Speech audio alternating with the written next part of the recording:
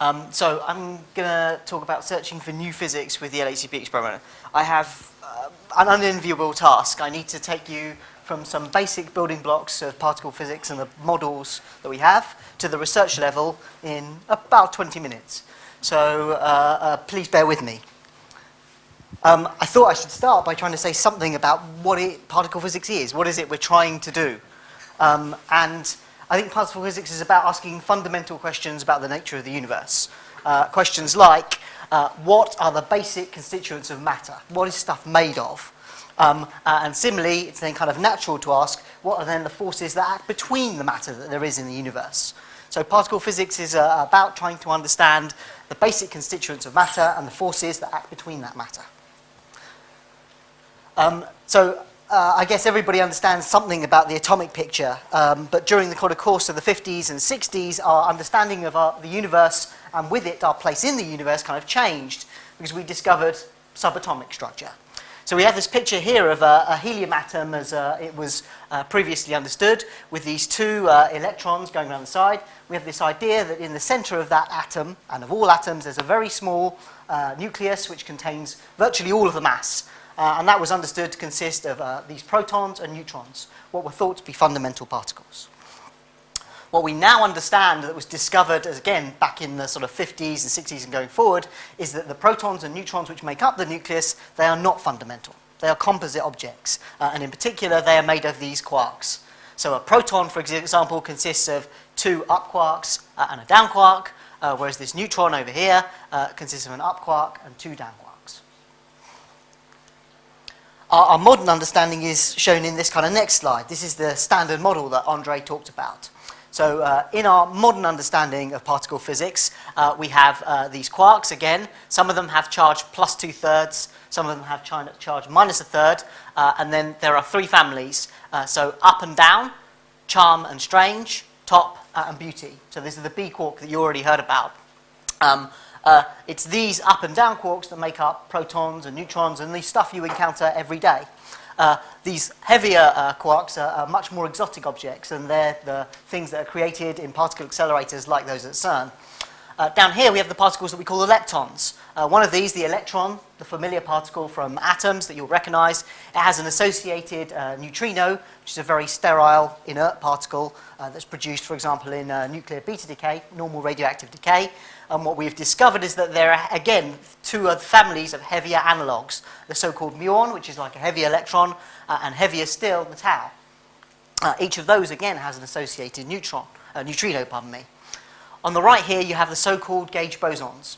These are the particles that convey forces between the other particles. So, for example, the electromagnetic interaction, the interaction that holds protons and electrons together in atoms, that's about the exchange of photons, this particle at the top.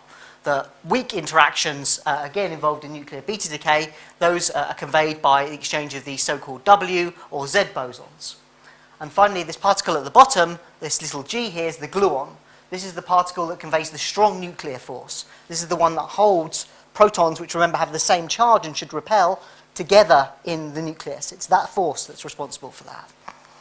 So one thing I really want to emphasize about this standard model is it's not like the periodic table. This isn't a classification system. It's not just a way of arranging what we found in a pretty way. This is a mathematical description of particle interactions. It is a quantitative and predictive theory, and moreover, it's an incredibly successful one. This theory agrees with the results of basically every experiment we've done for the last 50 or 60 years. It's really astonishingly predictive. And I could show you kind of hundreds of figures like the ones on the right here, which show various comparisons between the theory and the experiments that we're able to do. And absolutely every single one of them agree with, astonishing level of precision. Let me maybe just talk about one of these at the bottom here. This shows you something that's related to the probability of interacting as a function of the energy that you put into the interaction. And what you see here are various points that are taken by experiments. So you do an experiment, and indeed, in some of those points, you can just about see there's an error bar associated with how well you think you've done the experiment. The line in here gives you the prediction from the model, and the points in the model agree really to a startling degree of precision. And that's true in basically every observation we've made for decades. However, as Andre already alluded to, the model is incomplete. You've heard a great deal about the Higgs boson, and I think in the next few days you're going to hear a lot more. The Higgs boson that's supposed to give particles, all these particles, their mass. Well, we haven't quite found it yet. Let's see for the rest of this week what happens. If it is found, as I'll say in a moment, it's not the whole story. There are some significant problems there. Those of you who kind of thought about this stuff will notice I haven't mentioned at all the force that perhaps you encounter the most every day, which is gravity. And that's because the standard model doesn't describe gravity. And as I'll come to, there are a number of other open questions. So let me say something about this problem with the Higgs. So let's suppose for a second that CERN's Large Hadron Collider, the experiments there, do discover the Higgs boson. Well, our problems are, in fact, far from over. If you try and compute the Higgs mass in the model, you have to take account of processes such as this. So you have a Higgs boson here, it's going along, it turns into a particle and an antiparticle, they recombine and you get back a Higgs boson.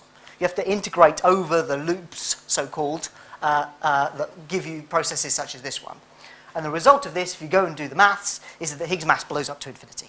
So you just get an infinite answer. And that just can't be the case. It's an unphysical result. So something has to happen here. Something has to make sure that this is a real finite quantity of something we can physically observe in the lab.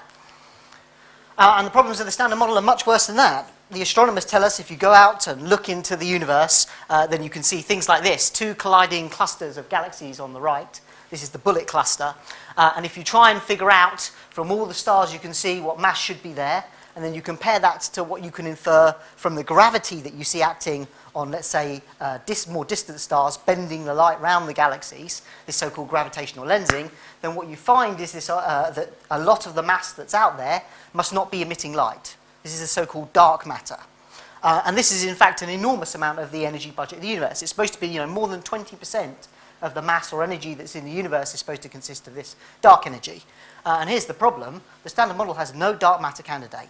So we have this phenomenally successful theory that's able to explain everything we can see in the lab, but it can't account for 20% of the stuff that's seen in the universe. Our problems get much worse than that because the cosmologists also tell us that the universe is expanding at an accelerating rate. And in fact, this leads to this idea of the so-called dark energy. And this is even bigger. This is supposed to be more than 70% of the mass energy of the universe. You go and try and compute that guy in the standard model, then what you find from a sort of naive calculation is something that's 10 to the 54 times too big. That's been described as the worst calculation in physics. So, the standard model gets this seriously wrong. So if you look at this pie chart down on the bottom right corner here, this shows you kind of the energy mass budget of the universe. This phenomenally successful theory we have for particle interactions, it can take care of that little wedge in there. This bit out here, which is the matter we understand. There's a big fraction of stuff out there that we don't know what it is or how it interacts or where it fits into the picture. There are a whole host of other open questions about the standard model. We don't understand why there are so many different types of matter particle. I pointed out to you that there were these 3 families, and in fact there are patterns in their so-called mixings or couplings. We don't understand where that originates or what gives rise to that structure. We observe that the universe is almost entirely dominated by matter, but we expect that in the Big Bang equal amounts of matter and antimatter were created, and we don't know what happened to all the antimatter. In fact, there are interactions we can observe that the LHCb experiment studies that are different between matter and antimatter, but they are nowhere near enough to account for the kind of asymmetry that we're observing in our universe now. So that's something else we don't understand. The fundamental forces, all of these 4 forces that I talked to you about at the beginning, it looks like at high energy they might really merge into one force, and there actually is only one force in the universe, but it doesn't quite work in the standard model. And we, as I already mentioned, we don't understand how gravity fits into the picture and whether, for example, that's related to string theory. So I would say that the less skeptical among us, physicists, kind of expect to find new phenomena at CERN's Large Hadron Collider. And it's therefore a tremendously exciting time to be involved in this area.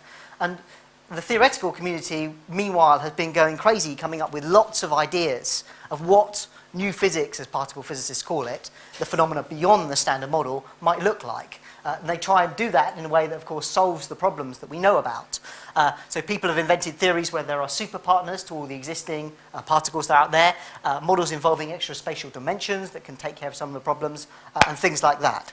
And let me just try and say a word about one of these. There's this theory called supersymmetry, abbreviated SUSY, which postulates for all the standard model particles there's a supersymmetric partner, a kind of new physics twin, and it differs from the standard model particle in some intrinsic quantum property we call spin, and that's different by half a unit for these supersymmetric particles. So down here are our standard model particles over on the left, and we invent, for the time being, and go and search for this whole new generation of particles. In addition to the quarks, we have the squarks, written with a tilde on top. In addition to these leptons, we have the sleptons, and then the gauge force particles here, we have the gauginos in the supersymmetric sense. So this gives us, if this were really a theory of nature, we'd expect to find all of these things now in the collisions at CERN. And one of the reasons that's really appealing is because it allows you to try and take care of this Higgs mass problem. So we know that this symmetry must be broken, because the partners, the supersymmetric partners must have higher mass than the standard model particles, otherwise we'd have found them already.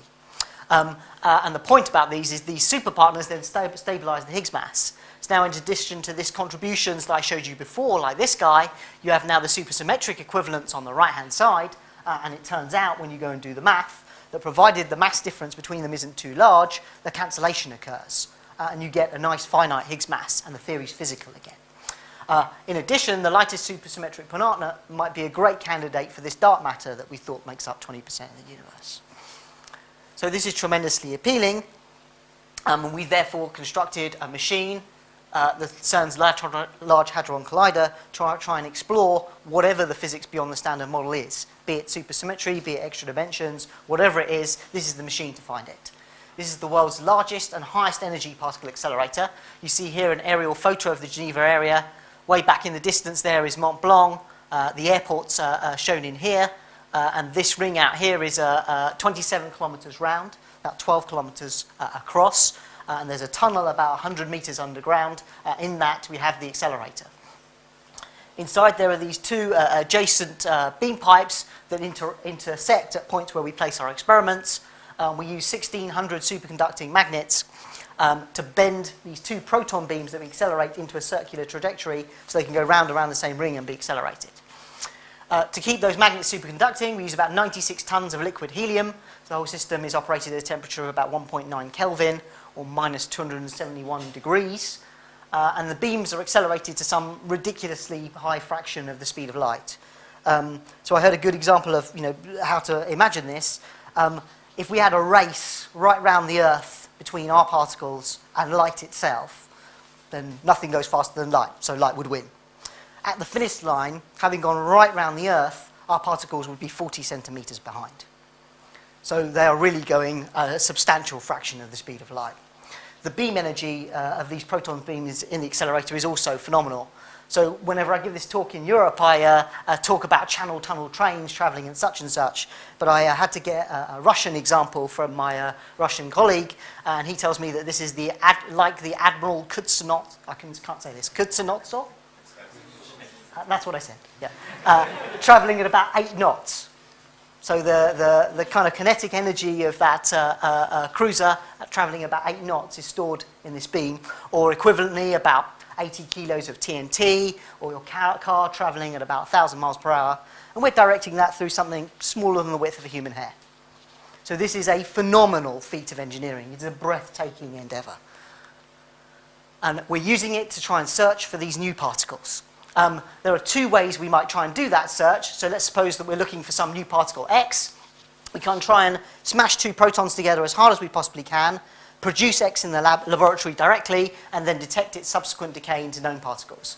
And that's what these experiments CMS and Atlas try and do. They're designed really to study the proton-proton interactions that happen at the LHC. So this is this idea that you directly produce this X particle. Here's your proton, another proton, you spit off an X particle directly. What we're more involved in here is we look for the effect of this X particle as an intermediary in the decay of some well-known particles. In particular, the so-called loop decays of these beauty particles are particularly interesting. So over here you see the schematic of this loop decay. You have a B particle, it turns into a whole bunch of other stuff, and somewhere in the middle of that there's an X particle. You have to integrate over all the possible momenta, things like that. And the LHCb experiment is designed to study decays of these so-called B particles. And that's interesting because Heisenberg's uncertainty principle is a quirk of quantum theory, and what it means is that provided it only exists for a very, very short amount of time, this X particle in the middle of this diagram here can be much heavier than you would allow classically by energy conservation.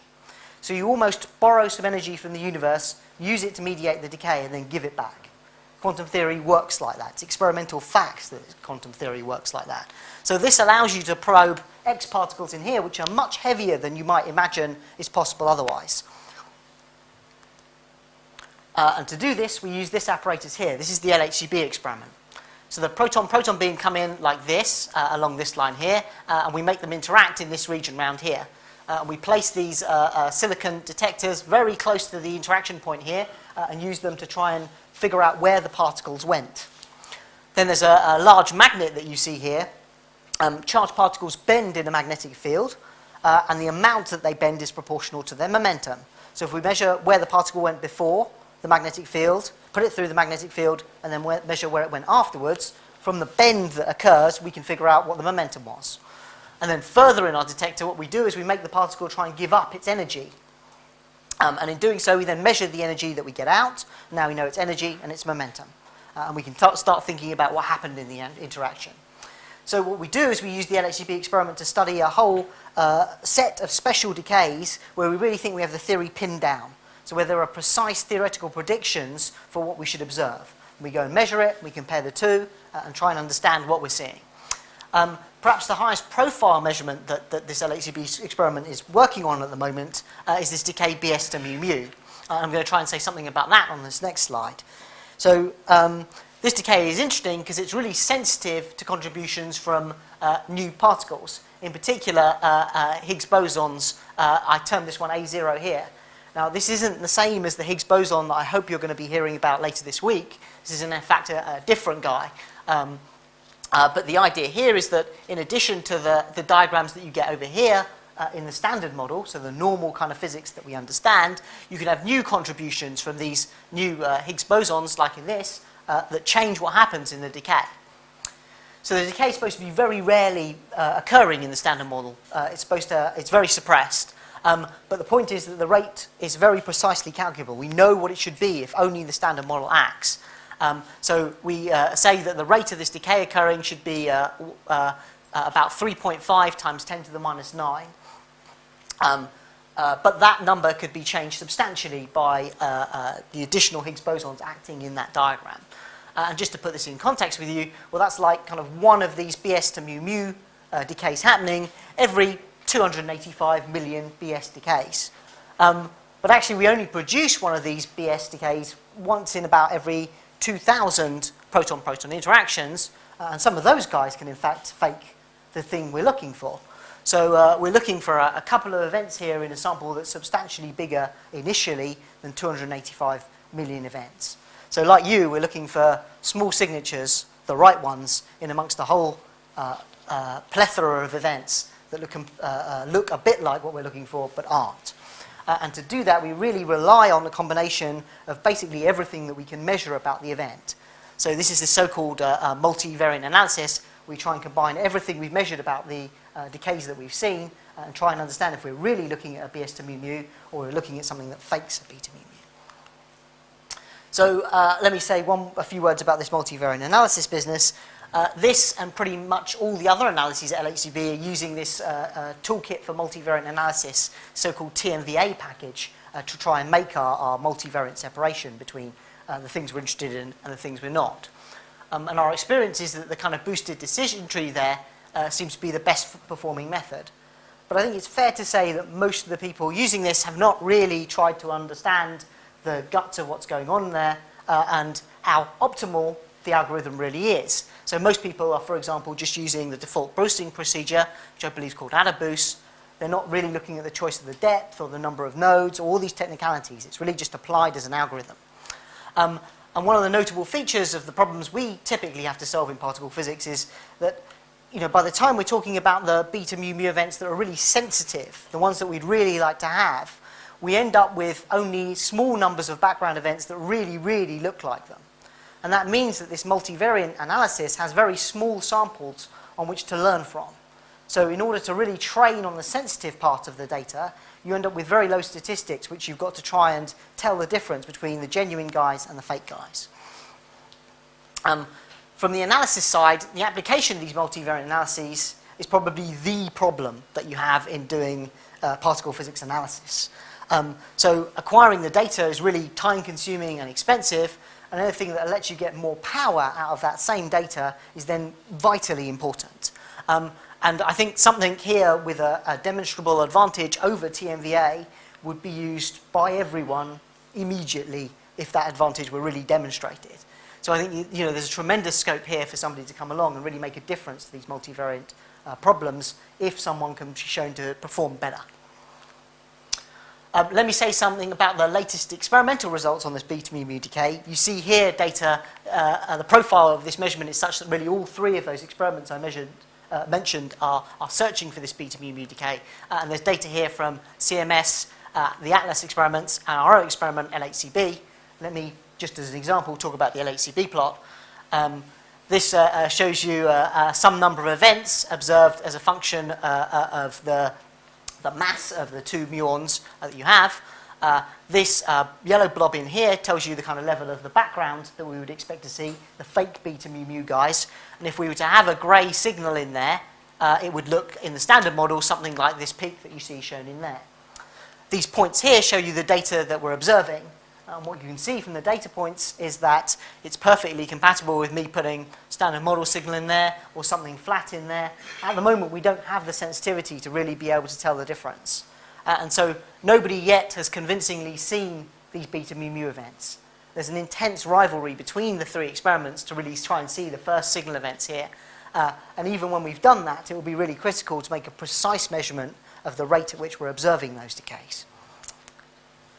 And I mentioned already this is an exciting time.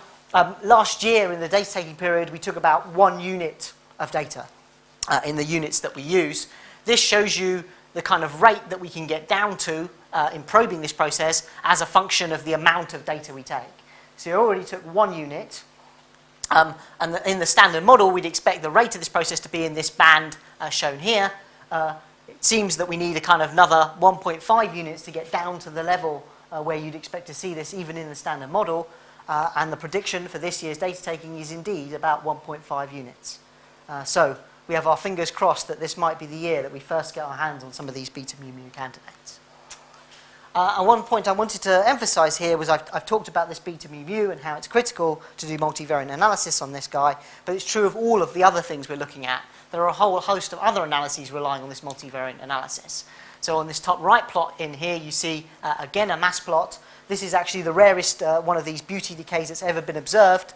It was done by our experiment, and you see the mass peak of the signal shown here. And again, that relies on a multivariate analysis to pull it out.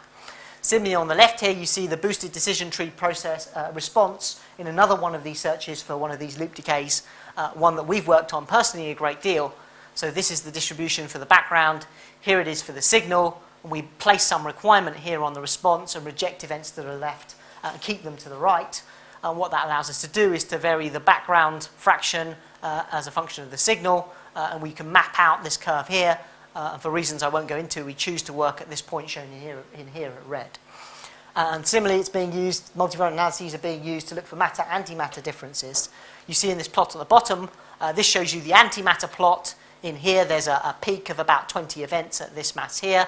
On the right-hand side, the equivalent plot for the matter, and you see that there's substantially more events, about 70. So right here is a matter-antimatter asymmetry difference. We're using multivariate analyses to try and pull that out. One last topic I wanted to touch on was this idea of triggering.